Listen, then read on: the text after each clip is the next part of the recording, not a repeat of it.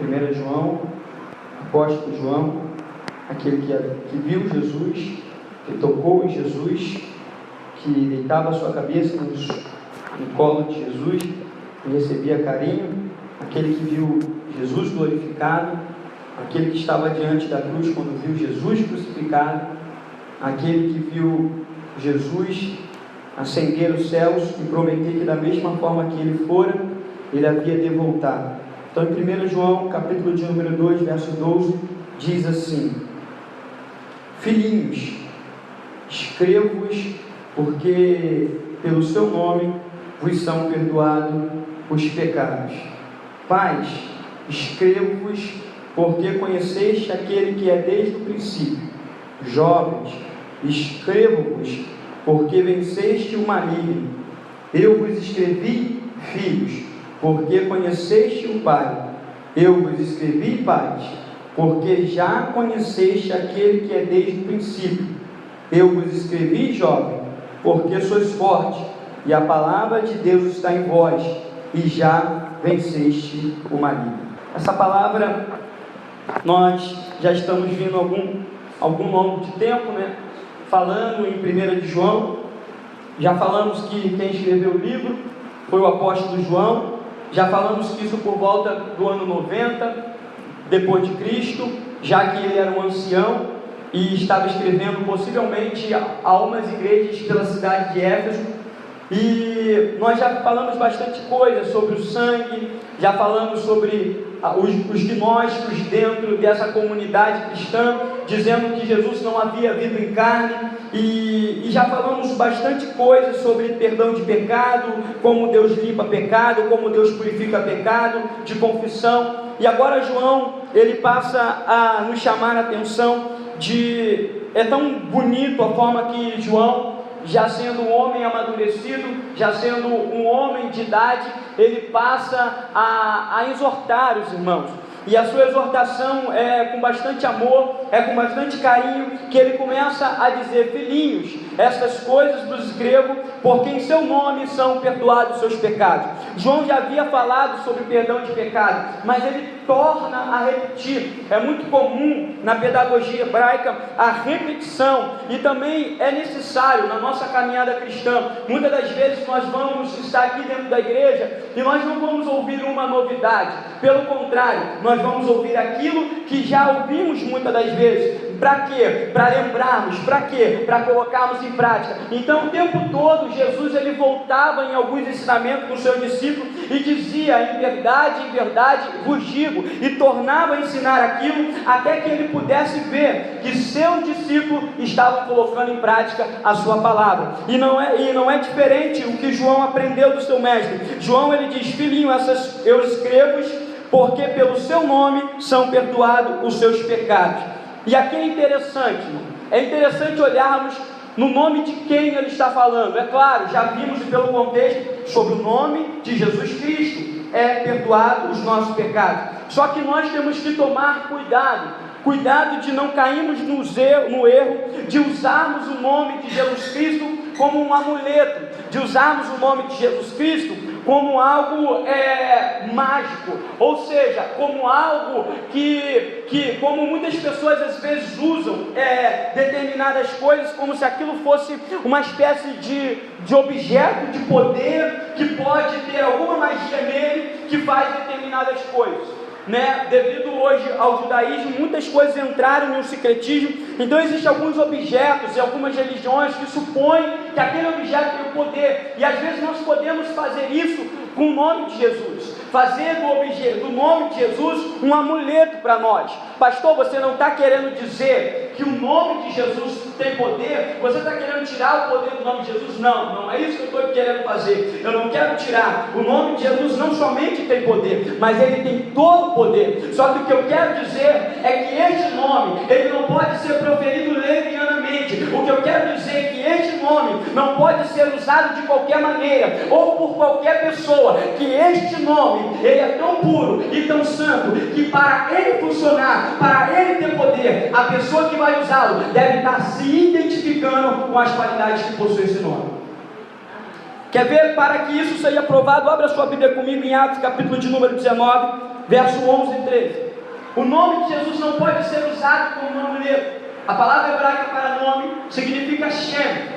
Shem é nome em hebraico. Só que essa palavra é muito mais do que nós entendemos como conjunto de sílabas, de consoantes e vogais que formam um determinado som e nomeiam uma pessoa. Não é isso só. O nome envolve o caráter da pessoa. O nome indica quem a pessoa é, baseado nos seus atos. Deus muda o nome de Abraão e diz: não se chamará Abrão, se chamará Abraão, ou seja, pai de muitas nações. Constituiu o caráter daquele homem que era um amigo de Deus, e Deus fez dele pai de muitas nações. Por quê? É o pai da fé. E muitos que vão andar na pisada de Abraão vão caminhar na mesma pegada de Abraão. Ou seja, o caráter está, o nome tem o caráter da pessoa. Então aqui o nome de Jesus, ele se identifica. Muitas pessoas ficam brigando hoje em dia, porque todos nós sabemos que a letra J só foi inventada no ano de 1500 na França. Então anterior a isso não existia a letra J. Então nós sabemos que o nome de Jesus não era Jesus quando Jesus falava lá. Nós sabemos que no hebraico esse nome se chama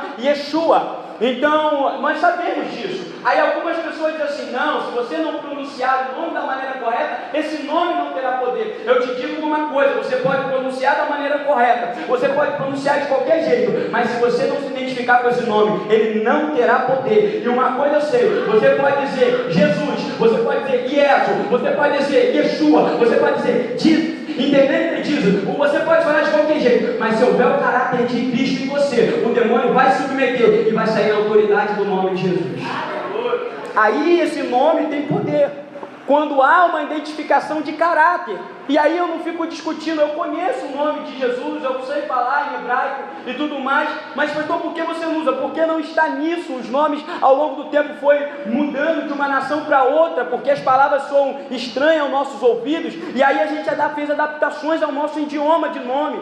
Mas aí o que importa é saber o que significa. E o que significa o nome de Jesus? Significa Yeshua, ou seja, o nome de Deus que salva. Deus que salva é o nome dele. Ele é o Deus conosco que vem para nos salvar. O que importa é você saber isso. O que significa Jesus? O Deus que te salva. Quem entende que Jesus é o Deus que salva, então está entendendo o nome dele. Louvado seja o nome do Senhor.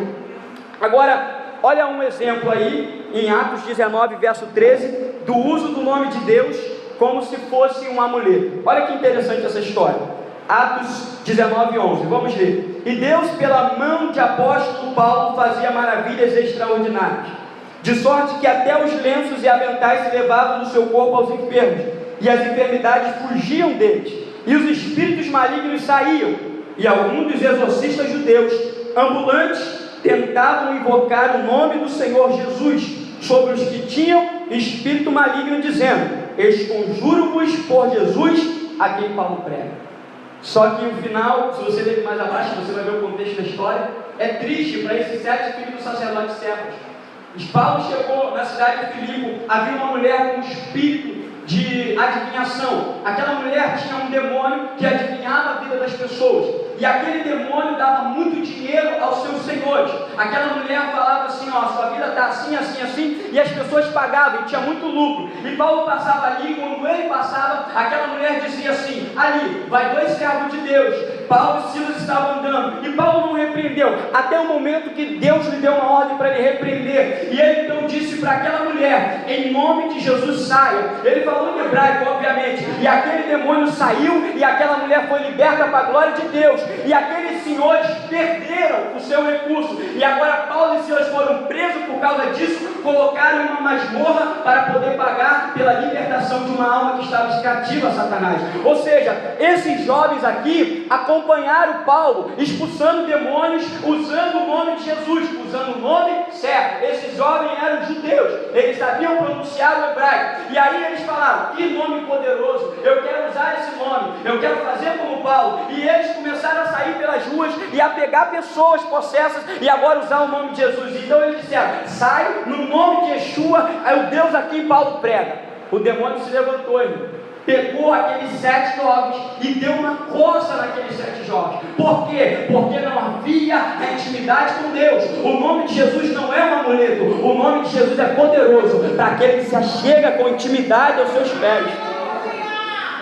aquele que se achega com intimidade aos seus pés. E João ele diz o que? Filhinho, eu escrevo porque em seu nome são perdoados os nossos pecados. Um nome poderoso que perdoa os nossos pecados.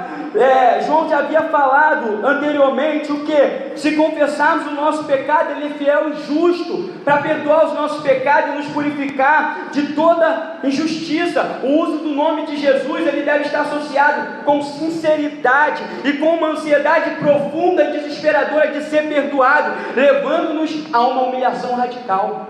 Uma humilhação radical, uma necessidade de ter os pecados perdoados, porque em seu nome são perdoados os nossos pecados. No seu nome o nosso pecado é tirado, a nossa culpa é removida. No seu nome, no seu sangue, como nós já vimos anteriormente. Então nós precisamos ter uma segurança completa em Cristo e corresponder nossas vidas à sua obra, isto é, a sua morte e a sua ressurreição. A nossa vida precisa estar de acordo com a obra e a vida de Jesus Cristo. Eu preciso olhar para Cristo e crer nele como autor e consumador da minha fé. Eu preciso crer que Ele tem começado essa boa obra e Ele vai terminar até o fim. E eu preciso professar isso e andar conforme esta verdade.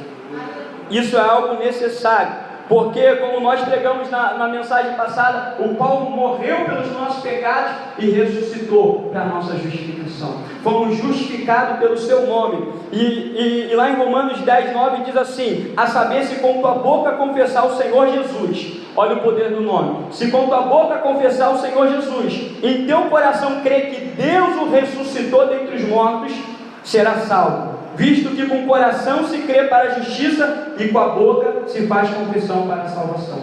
Romanos capítulo 10, versículo 9 e versículo 10. Então, se com sua boca confessar no Senhor Jesus, em teu coração crê que Deus ressuscitou dentre os mortos, será salvo. Porque com o coração nós cremos para justiça e com a boca se faz confissão para salvação. Você diz: Deus, eu creio que Jesus, nele está todo o poder para salvar minha vida. Você crê e você confessa. Você crê com o seu coração e você confessa com os seus lábios. Você percebe que não pode só ser eu confesso só com os lábios, senão nós caímos lá naquilo que Jesus exortou os fariseus, dizendo o quê? Este povo se aproxima de mim apenas com os seus lábios, mas o coração está distante dele. Agora Deus diz o quê? Você deve crer que Deus ressuscitou dos mortos com o seu coração e você deve confessar com a sua boca. A sua vida deve ser totalmente entregue a Jesus. Quando Pedro estava pregando em Jerusalém, foi dito que em seu nome pregasse o arrependimento e a remissão dos pecados em todas as nações, começando por Jerusalém. Foi isso que Jesus deu uma ordem: olha, em seu nome deveria pregar a remissão dos pecados, começando por Jerusalém. Irmão, sabe o que eu acho fantástico? O que eu acho fantástico é que muitas pessoas, ateias e céticos, elas acusam o Evangelho de ser uma mentira. Alguns até chegam na alucinação de negar Jesus como Salvador. Então o que acontece? De negar Jesus, melhor, como Salvador não, Jesus como histórico. Outros dizem que ele é histórico, mas que ele não é Deus. Para mim, as duas coisas são uma insanidade. Por que, pastor? As duas coisas são uma insanidade. Sabe por quê? Os judeus, eles propagaram uma mentira. A mentira de que o corpo de Jesus fora roubado pelos seus discípulos, de que ele não ressuscitou coisa nenhuma. Mas nós vimos nessa manhã que as mulheres foram procurar Jesus no sepulcro e a resposta do anjo foi o quê? Por que vocês procuram entre os mortos aquele que vive? E Paulo disse que mais de 500 irmãos viram Jesus, que os apóstolos viram Jesus, e ele apareceu para Paulo como abortivo, ele apareceu para muitas testemunhas. Sabe o que é interessante que autentifica a mensagem cristã?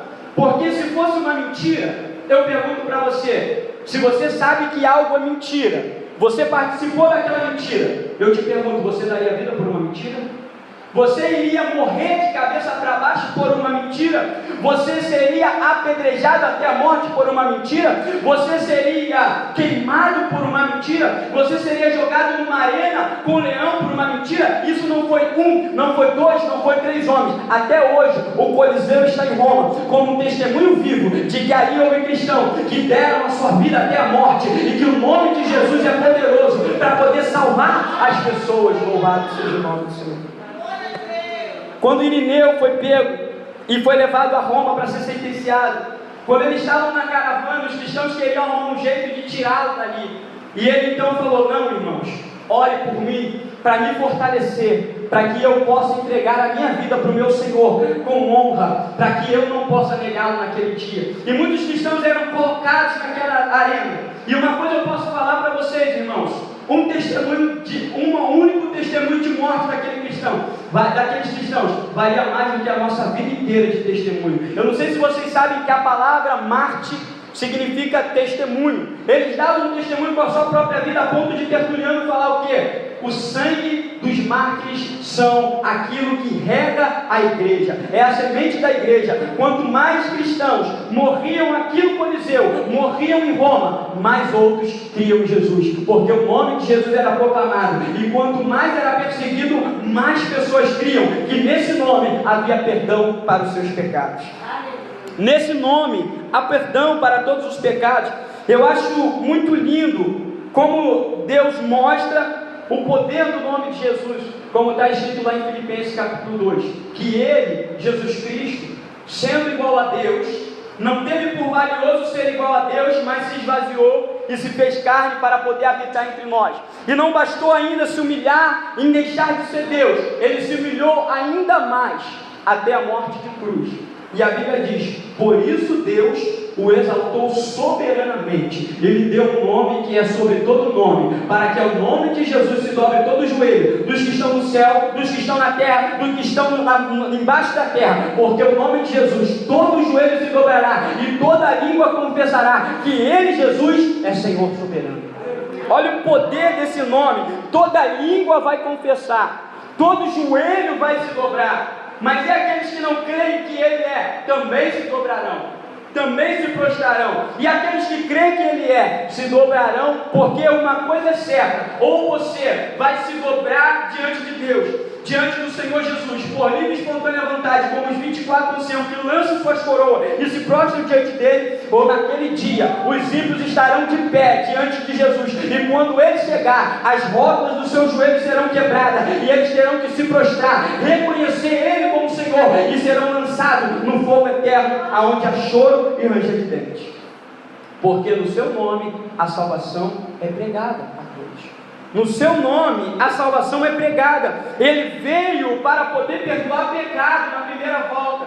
E olha que eu ouvi uma moça um dia no banco falando isso para mim. Eu falei: Jesus vai voltar, nós temos que nos arrepender, voltar para o Senhor. Filho, tu é tão inocente, tu não sabe de nada. Se Jesus voltar agora, vão matá-lo novamente, vão apedrejá-lo de novo. E eu falei assim: não é assim. Primeiro Ele vem como cordeiro para poder morrer.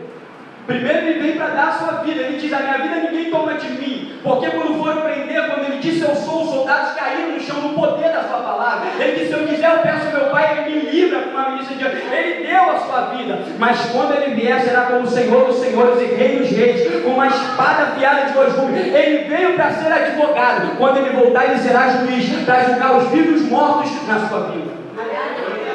Então eu te digo, você deve entrar em um pacto de aliança com este advogado, que agora é seu advogado de defesa, que agora está como advogado. Você deve assinar o tratado de paz, e você deve ter paz com ele, porque virá um dia que ele virá para julgar, e quem não tiver paz com esse rei, será julgado por ele. E a Bíblia diz que árdua coisa é cair na mão do Deus Filho. Ele vai vir julgar. E esse tempo está chegando. No nome de Jesus Cristo são perdoados os nossos pecados. Por isso que João disse: filhinho, essas coisas vos escrevo, porque pelo seu nome são perdoados os nossos pecados. Pelo seu nome temos um pacto de paz com Ele, louvado, como Rafael falou na escola dominical aqui. Ou seja, pelo seu sangue temos a remissão do pecado, temos justificado, pois pela fé temos paz com Deus. Justificação pela fé nos leva à paz. Vamos lá e voltar no verso 13. João 2,13. Paz. Agora João volta por paz. Paz, pessoas jamais amadurecidas. Escrevo-vos porque conheceste aquele que é desde o princípio. Jovem, escrevo-vos porque venceste o maligno. E eu vos escrevi, filho, porque conhecestes o Pai. Agora, a pergunta que eu faço para os irmãos: quem é aquele que é desde o princípio? Já fora visto, né? Quem é aquele que é desde o princípio? Nós vimos, no princípio Ele era o Verbo, E o Verbo estava com, e o Verbo era Deus. E o Verbo se fez carne e habitou entre nós. E vimos a sua glória, como a glória do unigênito Filho do Pai, cheio de graça e de verdade. João, então, em 1 João diz que as nossas mãos tocaram, que nossos olhos viram, que nós apalpamos ao Verbo da vida, Ele que era desde o princípio. Às vezes você pode dizer que as Escrituras são estranhas. Se você ler a Escritura com muito cuidado, você pode dizer que as Escrituras são estranhas.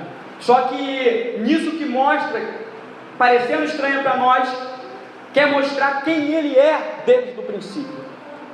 Aqui talvez algumas pessoas fiquem um pouco confusas, mas é normal, eu também fico, porque a nossa mente, ao tentar compreender, quem acredita que Deus é infinito? Podemos compreender o infinito? Não.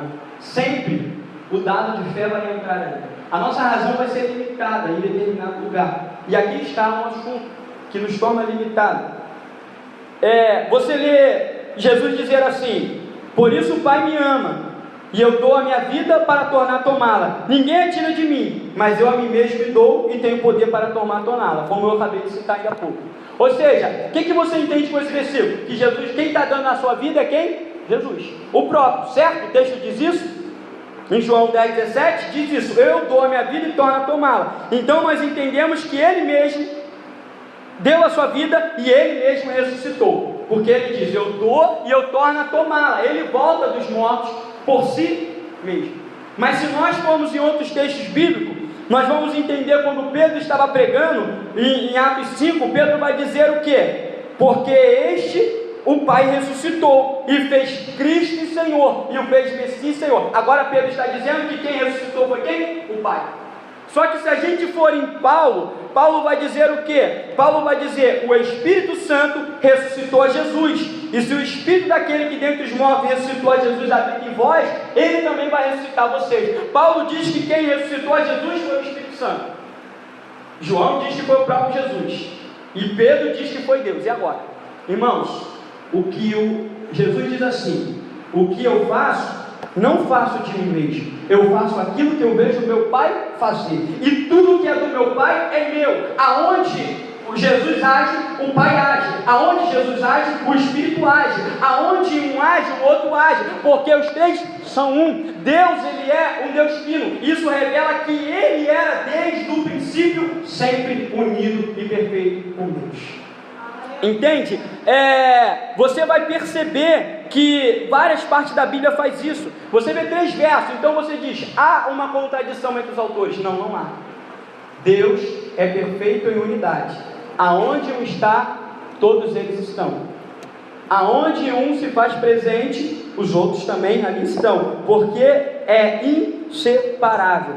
Aí você pensa: afinal, quem ressuscitou a Jesus? Você fica com essa dúvida. A resposta correta é a deidade triuna, a trindade: Deus o Pai, Deus o Filho, Deus o Espírito Santo. O Filho disse que não faz nada sozinho, como nós acabamos de dizer. Ele não faz nada sozinho, então Ele faz junto com o Pai. E por isso que vocês podem ouvir quando Filipe pede: mostra-nos o Pai. O que Ele diz? Filipe, eu estou tanto tempo convosco e você diz: mostra-nos o Pai. Quem vê a mim, vê o Pai. Quem vê o Pai, vê a mim. Porque Jesus e Deus são um, louvado seja o nome do Senhor. Então nós podemos perceber isso também em outro verso, para você poder entender. Por exemplo, nós vemos Jesus dizer assim: eu preciso ir para que venha o Consolador, o Espírito Santo da verdade. Se eu não for, Ele não virá. Então Jesus precisa ir para que venha outro enviado de Deus, que vai nos guiar em toda a verdade, que nos convence do pecado, da justiça e do juízo. É o Espírito Santo de Deus. Se eu pergunto para você assim: irmãos, quem é que habita em você? O que você me responderia? Quem que habita em você? Talvez você me responderia usando 1 Coríntios 13,16. Quem conhece 1 Coríntios 13,16? Não sabeis vós que sois templo de Deus e que o Espírito de Deus habita em vós? Se alguém destruir o templo de Deus, Deus o destruirá, porque o templo de Deus que sois vós é sagrado. Então o Espírito de Deus habita em vós. Só que aí, se nós formos em João 14, olha o que vai dizer para nós. Diz assim, João, deixa eu achar aqui, perdi. João, deixa eu achar aqui. Eu rogarei ao Pai e Ele vos dará outro Consolador, para que fique convosco para sempre, o Espírito da verdade, que o mundo não pode receber, porque não vê nem o conhece, mas vós conheceis, porque habita convosco e está em vós. João 14,16. Mas depois ele diz: aquele que crê em mim, eu e meu Pai viremos para ele e nele faremos morada. Olha o que ele disse que vai enviar o Espírito Santo. Depois ele diz assim: eu e o Pai viremos para ele e nele faremos morada. Eu pergunto para você: Jesus está mentindo em dizer que ele e o Pai vêm morar em nós, já que é o Espírito Santo que mora? Então como é que ele e o Pai moram em nós? É essência. Deus é três em essência. Ele é três em essência. Louvado seja o nome do Senhor. Deixa isso aqui. Não. Ele é três em essência. Uma única essência, um único Deus.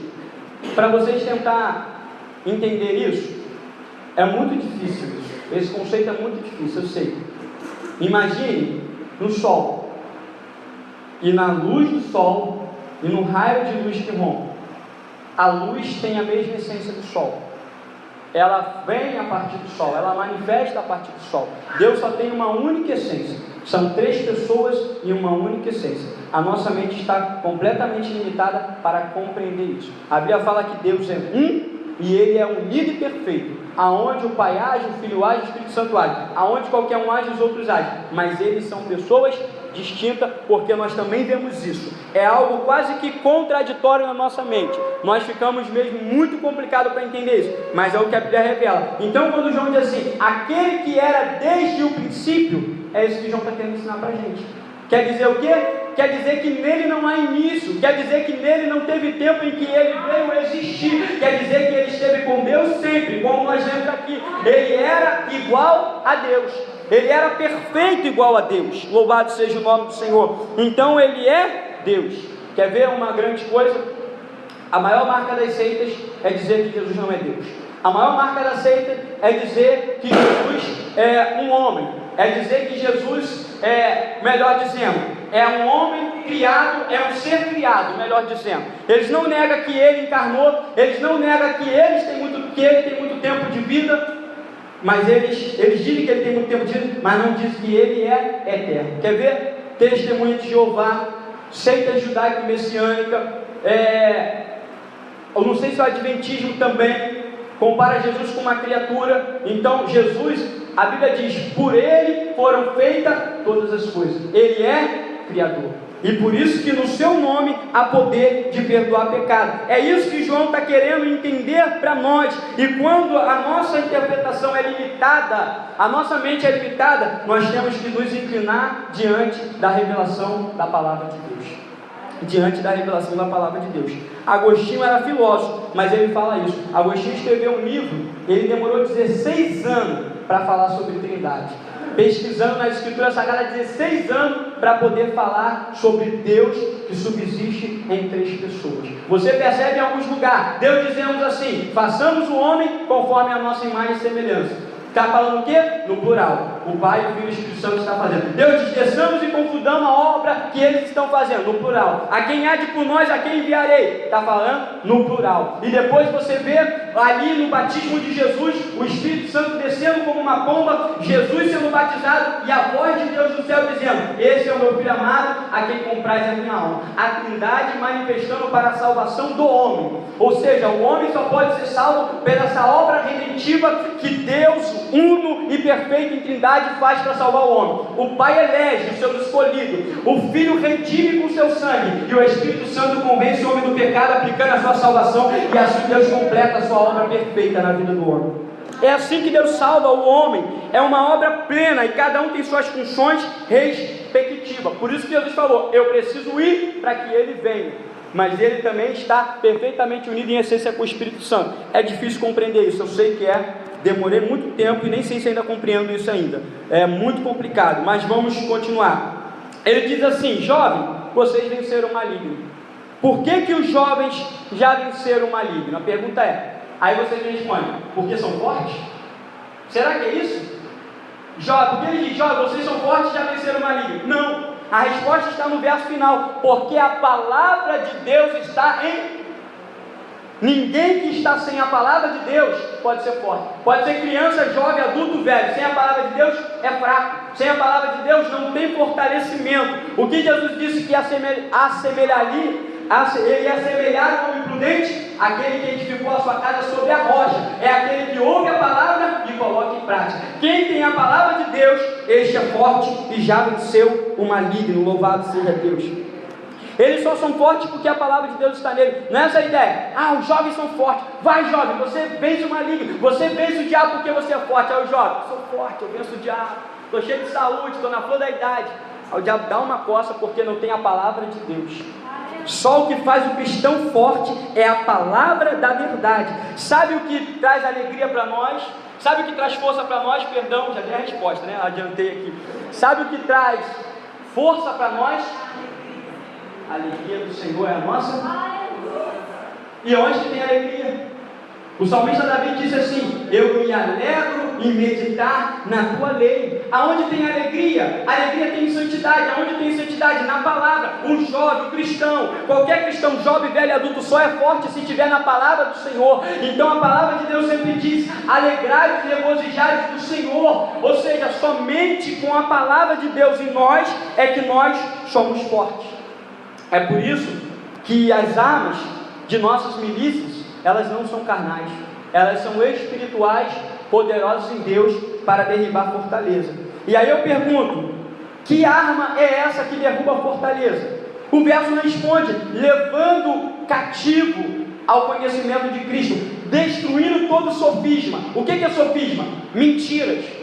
Na Grécia Antiga, os filósofos gostavam de mostrar o seu conhecimento. E aí um falava uma coisa assim, podia ser verdadeira. Um filósofo falava uma verdade, suponhamos que é uma verdade. O outro filósofo ia enrolar aquele que falou uma verdade com um enrolo tão grande, isso era chamado de sofisma, que o outro que falou a verdade falava assim: é mesmo, eu estou errado e você está certo. Ele passava por campo da mentira porque aquilo que ele falou era tão engenhoso, era tão racional, era tão bem articulado, que o outro mudava. Isso é um sofisma. E a Bíblia diz que a palavra de Deus, ela destrói todo sofisma e leva obediente, cativa a nossa consciência à palavra de Deus. Ela própria que faz isso, destrói todo o conselho, destrói toda a altivez que se levanta contra o conhecimento de Cristo. É a palavra de Deus que pode fazer isso. Qual é a arma da sua milícia? A palavra. E a palavra é o que? Hebreus 4:12. Isso vocês conhecem de pé. De qual salteado, né? Hebreus 4:12, quem pode citar? Ninguém conhece Hebreus 4:12? Alguém? Hebreus 4:12, vocês conhecem, é porque vocês não sabem a citação, mas vocês conhecem, porque a palavra de Deus é viva e eficaz, é mais penetrante que espada de dois gumes, que penetra na divisão da alma e do espírito, juntas e medula, que ela é apta a ensinar e a discernir as intenções do nosso coração. Então a palavra de Deus é viva e eficaz, ela é mais afiada, ela não só é mais afiada e mais penetrante que espada de dois gumes, ela é a própria espada de dois gumes de Deus. É por isso que a palavra de Deus diz o quê? A Bíblia diz que nós somos o quê? Soldados de meio à batalha. E o soldado deve ter o quê? Capacete de salvação, couraça de justiça, cinto da verdade, sandália da preparação do evangelho, escudo da defesa da fé e o quê? A espada que é o quê? A palavra de Deus. Qual é a espada dos cristãos? Qual é a espada do cristão? O cristão deve ser obreiro aprovado, que não tem que se vergonhar e que maneja bem a palavra da verdade, que maneja bem a espada da verdade. É por isso que quando Jesus voltar, a Bíblia diz que ele está montado num cavalo branco, e da sua boca sai uma afiada espada de dois gumes, é a palavra de Deus. Dele sai a palavra de Deus, e é com a palavra de Deus que o iníquo, o homem da iniquidade, o anticristo vai ser destruído. Irmão, não tem guerra entre Criador e criatura. O diabo é criatura, Jesus é criador. Quando ele voltar, não há uma guerra, há um sopro para desfazer o adversário, e o reino de Deus é estabelecido. Louvado seja o nome do Senhor. Ela é a espada mais penetrante que espada de dois gumes. Por isso que ele chama: procura apresentar-te como obreiro aprovado, que sabe manejar bem a palavra da verdade. Nós temos que ter essa arma em nós, temos que ter a palavra em nós. E João diz: jovens, vocês são fortes, porque a palavra de Deus está em vós. Cristão forte é cristão que decora a palavra. Cristão forte é cristão que medita na palavra, como diz o Salmo 1, ele medita de dia e de noite. Cristão forte é aquele que ouve o conselho de Deus a Josué. Josué, medita de dia e de noite para não desviar do caminho, não te aparta a palavra deste livro da tua boca. Cristão forte é aquele que ensina os seus filhos ao levantar, ao andar por caminho, ao deitar. Cristão forte é aquele que valoriza a palavra de Deus. É isso que João está dizendo, vocês são fortes, já venceram o maligno. Por quê? Porque a palavra de Deus está em vós. E lá em Apocalipse vai dizer sobre isso, em Apocalipse 12:11, vai dizer como que eles venceram o diabo. Como é que crente vence o diabo? Eles o venceram pelo sangue do Cordeiro e pela palavra do testemunho. A palavra é que vence, e não amaram a sua vida até a morte. Nossa palavra, Jesus nos ensinou isso. O diabo veio tentá-lo e disse: transforme essas pedras em pão se tu és o Filho de Deus. Ele pegou Deuteronômio capítulo número 8 e disse o quê? Nem só de pão viverá o homem, mas de toda a palavra que sai da boca de Deus. E aí ele citou de novo o Salmo 91, ele dará ordem aos teus anjos para tomarem na tua mão, para que não tropece o teu pé em pedra. O diabo afiado na escritura, Jesus mais afiado ainda: não tentarás o Senhor teu Deus. O diabo na palavra, muitas das vezes a incredulidade vai vir na tua mente. O diabo vai pegar até parte das escrituras para poder dizer, e muitos crentes usam a Bíblia ao seu bel prazer, que o diabo está soprando no seu ouvido, enquanto ele deveria falar: diabo, eu estou te vendo, é você. E você vai dizer: a palavra de Deus diz isso daqui. Você deve dizer para ele a palavra de Deus, repreender os pensamentos maus pela palavra de Deus. Paulo diz o seguinte: pensai nas coisas que são do alto, onde Cristo está assentado. Você deve pensar nessas coisas, encher a sua mente da palavra de Deus, renovar o vosso entendimento pela palavra de Deus. Louvado seja o nome do Senhor. Ei cristão, Deus te deu uma arma do Espírito, a palavra que sai da boca de Deus. Não é para ser usada como um amuleto em cima da sua estante, pegando poeira em cima do Salmo 91. Eu ouvi uma mensagem de Charles Spurgeon que ele disse assim: tem cristãos aqui que tem tanta poeira sobre a sua Bíblia, que dá para escrever com a poeira que está a palavra condenação, de tanto tempo que não pega a sua Bíblia para poder ler. Então, nós temos que pegar a Bíblia para poder ler todo dia. Nós temos que ler a palavra do Senhor todos os dias. Temos que ter uma disciplina de ler a palavra do Senhor todos os dias. Nós acusamos às vezes os russos, os comunistas de ateísmo, de não ler a palavra, mas a Bíblia diz que o julgamento começa na casa de Deus. Às vezes nós falamos: fulano é incrédulo, é ateu, mas nós somos ateus dentro da casa de Deus, temos a palavra e não lemos. Eu achei lindo um dia que a Bíblia chegou na China, e aquela senhora, aqueles irmãos chineses, que não podia a Bíblia na China, eles abraçavam a Bíblia, eles beijavam, eles rolavam no chão, eles choravam, eles davam glória a Deus, eles faziam tudo porque não tinha uma Bíblia. Quantas versões nós temos da Bíblia para poder ler? E às vezes não valorizamos. Então João disse: eu vos escrevi porque a palavra de Deus está em vós, vocês são fortes e já venceram o maligno. Quer vencer o diabo? Quer ser um crente vitorioso? Ande na palavra de Deus. Ande firmado na palavra de Deus. Fique de pé nessa noite. Louvado seja o nome do Senhor. Ande na palavra de Deus. A palavra que é o seu escudo, sua fortaleza, seu ataque, sua defesa, ela é tudo para ti. Sabe por quê? Eu me lembrei de uma questão. Às vezes somos acusados de, quando amamos muito a palavra de Deus, de bibliólatras. Quem já ouviu falar sobre isso? Mas só que quem ama a palavra ama o próprio Deus. Quem guarda a palavra ama a Deus. Ele diz: aquele que me ama é os que guardam os meus. E ele é a palavra. No princípio ele era a palavra estava com Deus, a palavra era Deus. Se você ama a palavra, se você idolatra a palavra, se você... é isso que você deve fazer. Você não deve ouvir a voz do diabo que diz: você é um idólatra da Bíblia. Graças a Deus que você idolatra a Bíblia, não uma imagem de escultura. Porque quando você idolatra a Bíblia, você está idolatrando a Deus. Você Você não pode ler ao seu bel prazer, você não pode fazer a sua própria interpretação. Você deve orar, jejuar e pedir o Espírito Santo para te revelar a Bíblia, te ensinando a verdade de Deus. Ela é a verdade de Deus. Ela pode te tornar sábio para a salvação. Paulo diz a Timóteo: a palavra de Deus implantada em vós é poderosa para te tornar sábio para a salvação. Quem quer ser sábio para a salvação, louvado? Coloque a palavra dentro do seu coração. Coloque a palavra dentro de ti. O salmista Davi disse: Senhor, eu guardei a tua palavra dentro do meu coração, porque eu não quero pecar contra ti. O cristão que ama o Senhor guarda a palavra nas chapas do coração. O cristão que ama o Senhor medita na lei, de dia e de noite. O cristão que ama o Senhor ama a palavra, se dedica tempo para ela. Feche os seus olhos, eu quero orar por você. Amado Senhor Deus, nós ouvimos essa palavra. E João é tão simples, Senhor. João fala com carinho para nós, filhinhos. Não esqueçam de ler a palavra. Ele está dizendo para nós, Senhor, e às vezes nós esquecemos.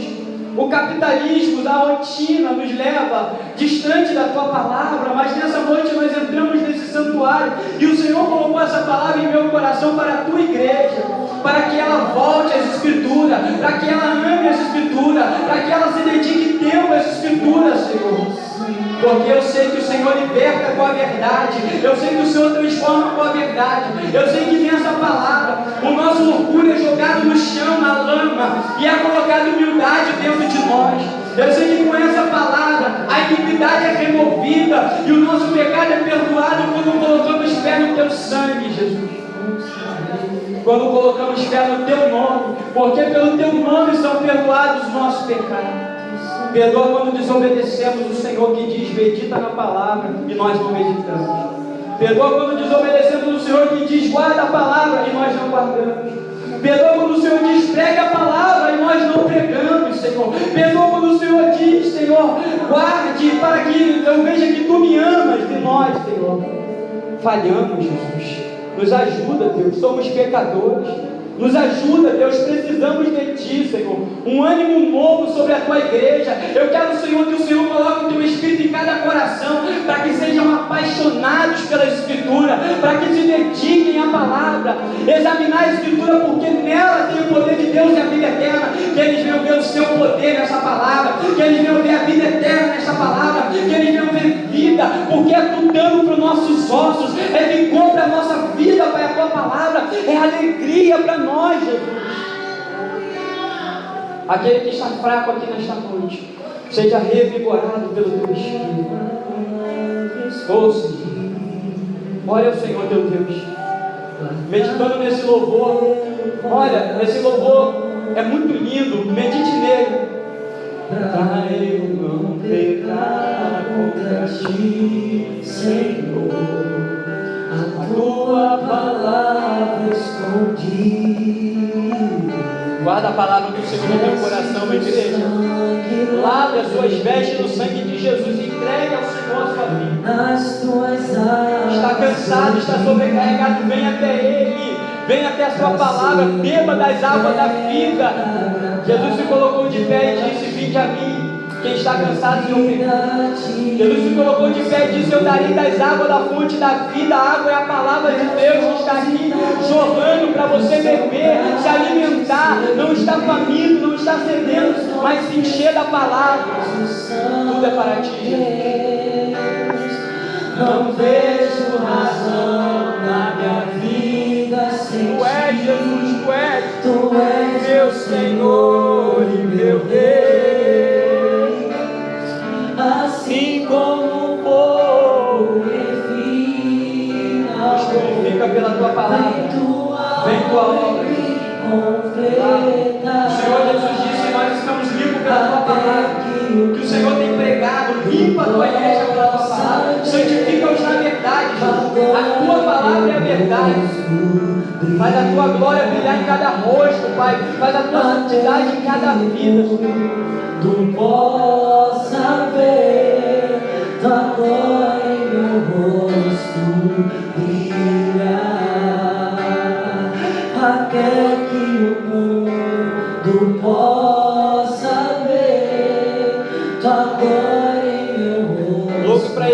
uma vez, a tua palavra escondi, mais uma vez, louve ao Senhor. Tua palavra Com todo o teu fôlego, com todo o teu coração. guardada no meu coração, pra eu não pecar contra ti, Senhor.